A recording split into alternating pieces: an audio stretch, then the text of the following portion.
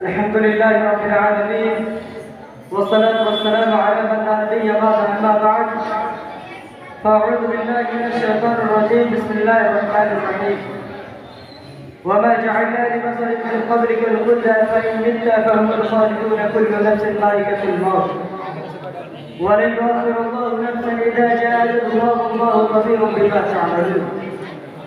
صدر انجمن مصفق اساتذہ اکرام اور میرے عزیز ساتھیوں، میں جس موضوع کے بارے میں آپ کے سامنے لفظ گزاری کرنے جا رہا ہوں وہ ہے موت ایک حقیقت. موت ایک اٹل حقیقت ہے جس سے کسی کو مفاد ہے.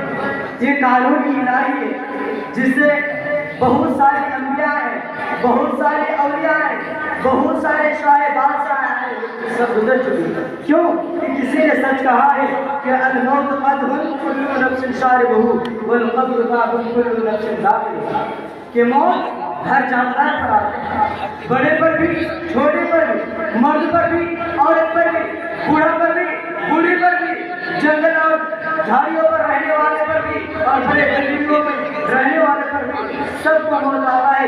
موت سے کسی کو چھٹکارا نہیں ہے، نہ وہ خود بچ سکتا ہے نہ اپنے اہل و عیال کو بچا سکتا ہے. اللہ تبارک و تعالیٰ نے فرمایا وَمَا جَعَلْنَا لِبَشَرٍ مِّن قَبْلِكَ الْخُلْدَ أَفَإِن مِتَّ فَهُمُ الْخَالِدُونَ كُلُّ نَفْسٍ ذَائِقَةُ الْمَوْتِ.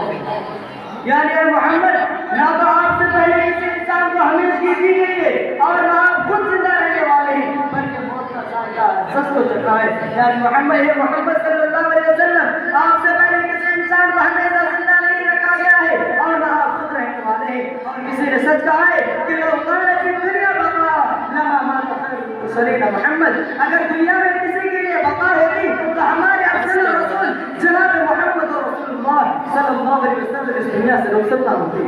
حضرت ابو ہریرہ رضی اللہ تعالیٰ عنہ سے روایت ہے کہ وہ کہتے ہیں کہ حضرت موسیٰ علیہ السلام کی طرف موت کا فرشتہ کو بھیجا گیا. جب وہ ان کے پاس آیا تو موسیٰ علیہ السلام نے اسے تھپڑ رسید کر دی کہ اس نے آنکھ کی پھوڑ ڈالی. پھر وہ فرشتے اللہ تبارک و تعالیٰ کی طرف لوٹتے ہیں اور کہتے ہیں کہ اللہ تبارک و تعالیٰ تو نے مجھے ایسے شخص کے پاس بھیجا جسے موت کی کوئی خواہش ہوتی نہیں. اللہ تبارک و تعالیٰ نے اس فرشتے کی آنکھ کو لوٹایا اور کہا کہ جاؤ موسیٰ سے کہہ دینا کہ وہ پیر کے پیٹ پر ہاتھ رکھے، جتنے سارے بال اس کے ہاتھ کے نیچے آئے ہر ایک بال کے ہر ایک سال نصیب بنا دی جائے. تو موسیٰ علیہ السلام نے کہا کہ اس کے بعد پھر کیا ہوگا؟ تو اللہ تبارک و تعالیٰ فرماتے ہیں اس کے بعد تمہاری موت ہوگی. تو موسیٰ علیہ السلام کہتے ہیں پھر تو موت ابھی منظور ہے. اس حدیث سے معلوم ہے کہ چاہے ہم کتنی ہی لمبی عمر کیوں نہ پالے، اس کے بعد بھی ہمیں موت کا ذائقہ چکھنا ہے. حضرات، موت ایک ایسی چیز ہے کہ کبھی مؤخر بھی نہیں کرتے، کبھی جلد بھی نہیں کرتے. اللہ تبارک و تعالیٰ نے فرمایا وَلَن يُؤَخِّرَ اللَّهُ نَفْسًا إِذَا جَاءَ أَجَلُهَا وَاللَّهُ خَبِيرٌ بِمَا تَعْمَلُونَ. جب کسی کے اوپر وقت مقرر، موت کا وقت مقرر ہو جاتا ہے، اللہ تبارک و تعالیٰ اسے ایک منٹ کی بھی موت نہیں دیتا. اور جو تم کرتے ہو اللہ تبارک و تعالیٰ بظاہر جاننے والا ہے.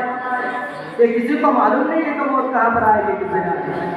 آگے ارشاد ہے اللہ تبارک و تعالیٰ فرماتے ہیں کہ وَانفِقُوا مِمَّا رَزَقْنَاكُم مِّن قَبْلِ أَن يَأْتِيَ أَحَدَكُمُ الْمَوْتُ فَيَقُولَ رَبِّ لَوْلَا أَخَّرْتَنِي إِلَىٰ أَجَلٍ قَرِيبٍ فَأَصَّدَّقَ وَأَكُن مِّنَ الصَّالِحِينَ. کہ ہم نے جو تمہیں جو کچھ دیا ہے تم میرے راستے میں خرچ کر. یا تو پھر موت کے وقت کافی افسوس کرو گے اور کہو گے کہ اے میرے رب تو نے مجھے تھوڑی سی وقت کیوں نہیں دی کہ میں تیرے راستے میں صدقہ کر لیتا، نیک لوگوں میں سے شامل ہو جاتا. لیکن اس وقت صدقہ کر لینا اور نیک لوگوں میں سے شامل ہو جانے کی خواہش اور تمنا تمہارا کوئی کام نہیں آئے گا. اس لیے کہ موت سے پہلے اللہ کے راستے میں صدقہ اور خیرات کریں اور نیک لوگوں میں سے شامل ہو جائے، یہی موقع ہے. اور اس کے بعد کوئی موقع آنے والا